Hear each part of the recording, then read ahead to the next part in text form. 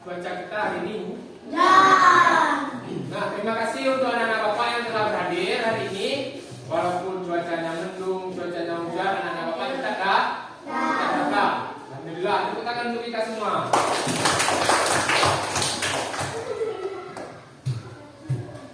Nah, sebelum memulai pembelajaran hari ini, Bapak mau tanya dulu.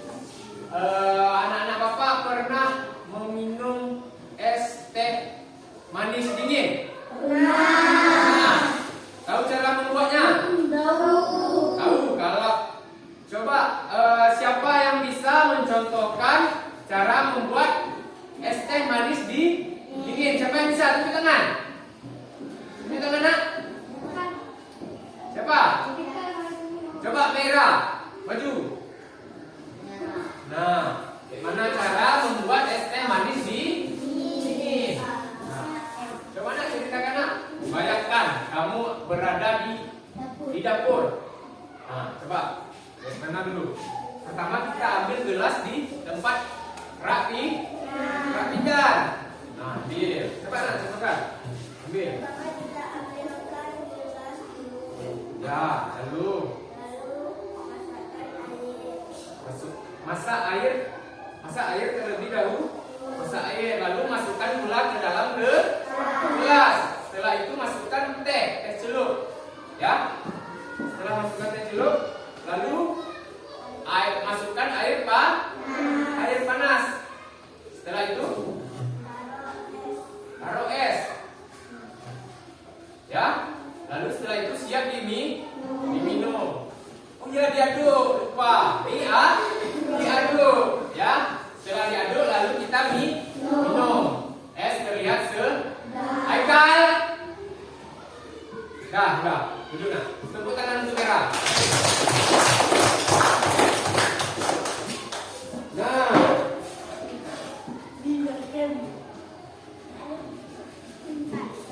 Coba siapa bisa pula mengurutkan kegiatannya dari bangun tidur sampai tidur kembali pada malam hari? Nah, siapa bisa? Misalnya bangun tidur, lalu mandi, lalu apa lagi? Haikal, tolong tertib Haikal. Nanti kalau nggak bisa jangan mengganggu kawan-kawan yang lain. Ya, udah dengar Haikal? Ada dengar? Siapa bisa? Coba Aini Maulida maju ke depan. Coba, nak.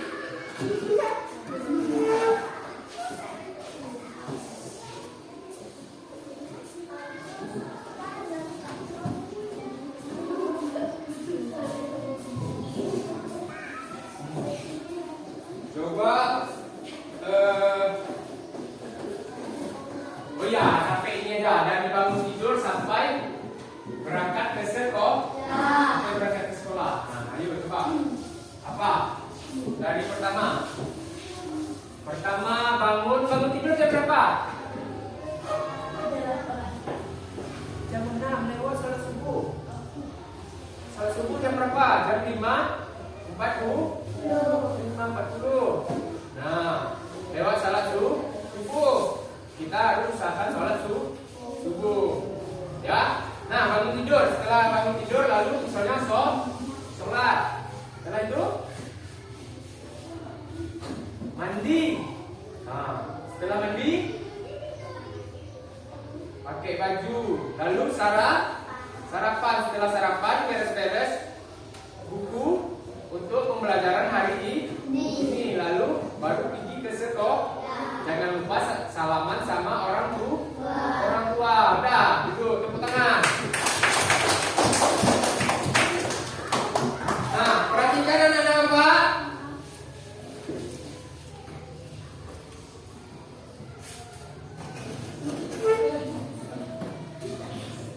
Nah, tujuan pembelajaran kita hari ini yaitu peserta didik dapat memahami prinsip dan berpikir komputasional. Komputer. Ya. Dekomposisi menemukan pola abstraksi dan algoritma. Nah, peserta didik, tahu peserta didik siapa? Anak-anak Pak? Anak Bapak. dapat memecahkan masalah sederhana menggunakan prinsip-prinsip komputasional. Nah, perhatikan ya. Nah, perhatikan gambar berikut. Coba perhatikan apa saja masalahnya. Gambar 1 perhatikan, gambar 2, lalu gambar 3. Nah, apa masalah yang anak-anak Bapak lihat di dalam gambar-gambar berikut? Apa masalahnya? Gambar 1 berantakan, sampahnya banyak. Di jalan raya. Nomor 2, tidak ada sendok. Lalu nomor 3, Main di jalan raya. jalan melintasi jalan raya. Nah, yang pertama apa masalahnya tadi? Ada sampah, ada sendok contohnya, mau melintas. Nah, bagaimana langkah-langkah untuk menyelesaikan masalah pada gambar di atas ini? Coba, siapa tahu? Siapa bisa contohkan satu? Nana Bapak, coba Reza, maju ke depan.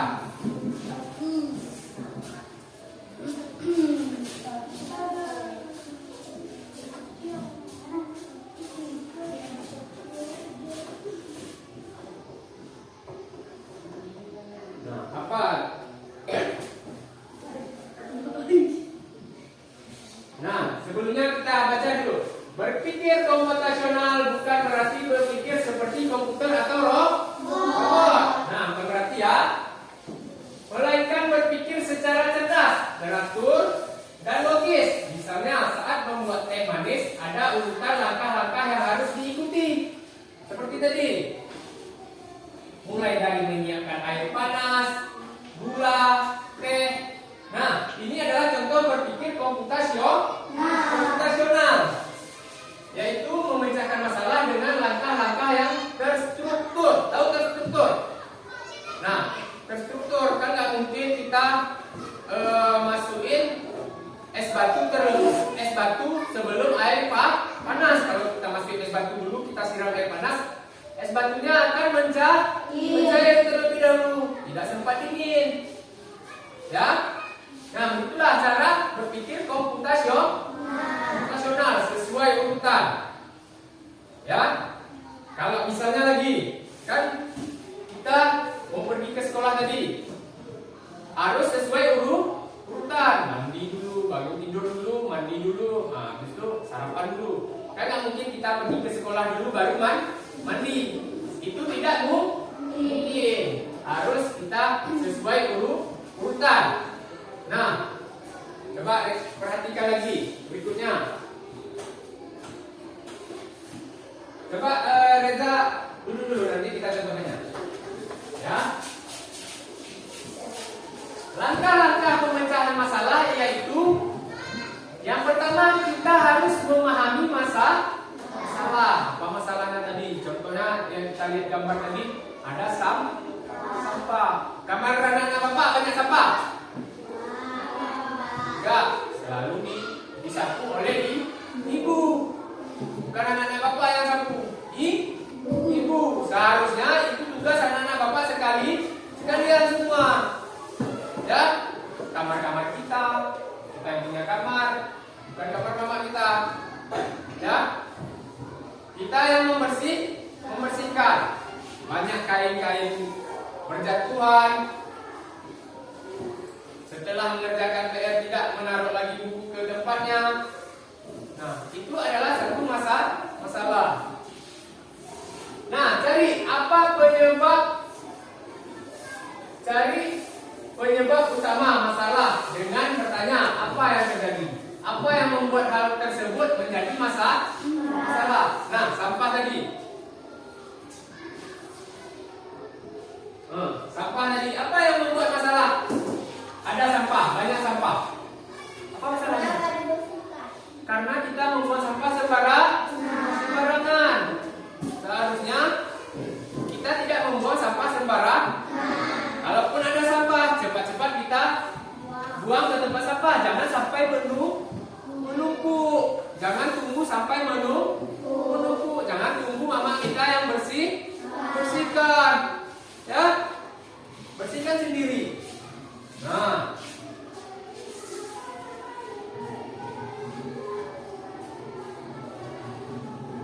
Nah, berikutnya yaitu membagi masalah. Membagi masalahnya menjadi bagian-bagian kecil, menyusunnya agar lebih mudah ditangani satu persatu. Lalu mencari pola masalah, pengenalan pola, temukan pola masalahnya dengan bertanya, apakah masalah ini mirip dengan masalah yang pernah saya hadapi sebelumnya? Mirip gak? Banyak sampah tadi mirip gak sama masalah yang anak-anak Bapak alami? Mirip, seperti kamarnya kan? Pasti banyak sampah, ada banyak sampah. Ya.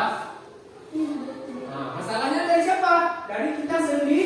Kita sendiri tidak membuang sampah pada tempatnya. Ya.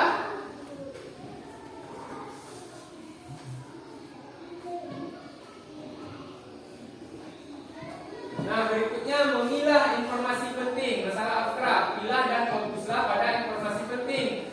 Untuk menyelesaikan masalah, abaikan hal-hal yang tidak berkaitan.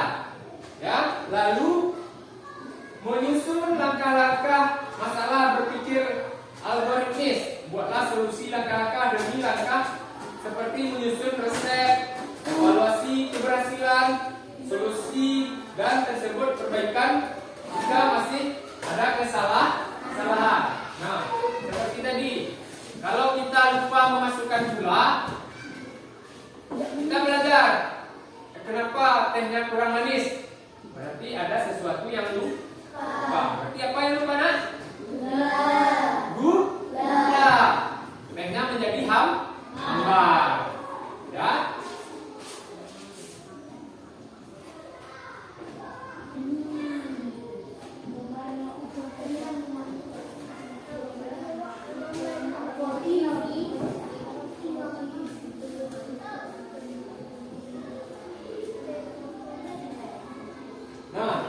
Berikutnya Bapak akan membagikan tugas kelompok, ya,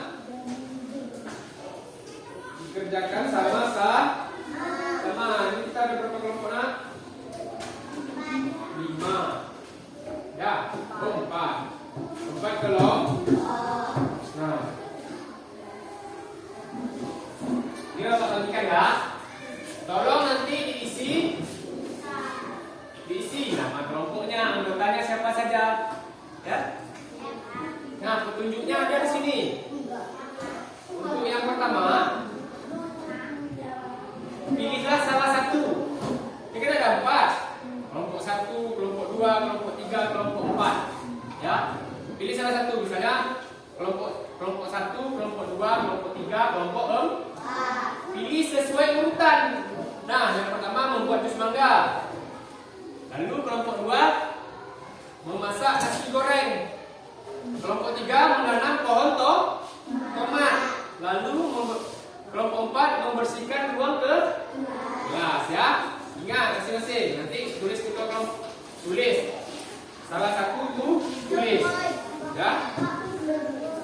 Nah, nanti diskusikan bagaimana caranya. Ya. Nih.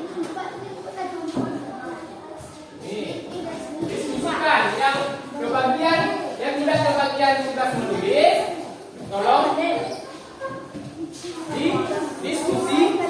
diskusikan, ya. Kelompok satu tentang apa tadi? Mengerjakan apa kelompok 1? Baca. Kelompok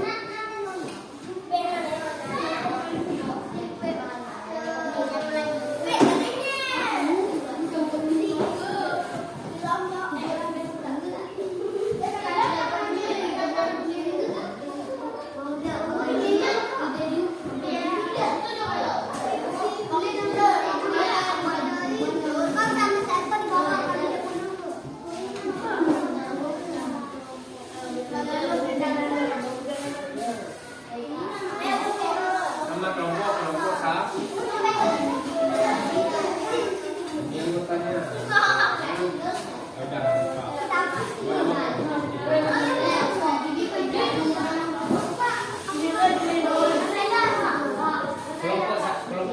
kelompok dua buat di sini nggak apa. Buat di sini nama-nama kawan-kawannya. Nama kelompok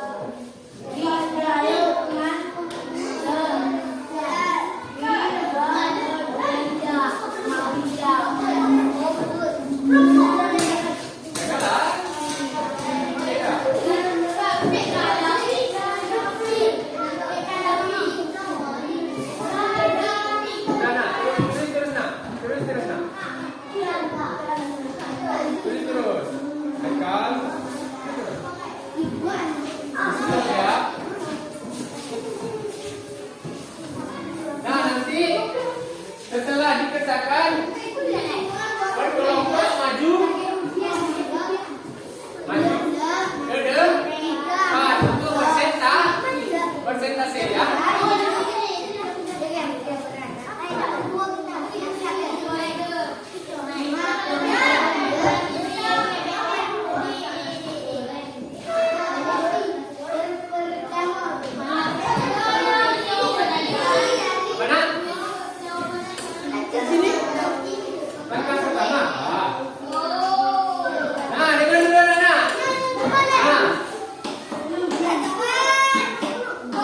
Situasi yang dipilih, misalnya kita memilih membuat jus mangga, membuat jus mangga tulis di sini. Apa masalahnya? Apa masalahnya kita?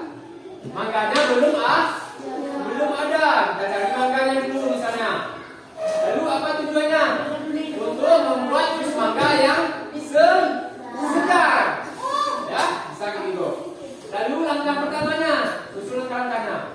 Pertama kita beli mangga terlebih dahulu karena mangganya tidak ada. Lalu langkah kedua, nah kan sudah ada, kita kupas mangganya, pas. Lalu dicuci.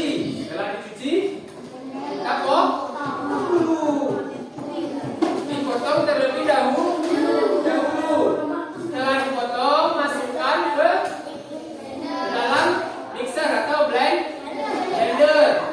Setelah itu persiapkan gelas. Oh iya, lupa Bapak.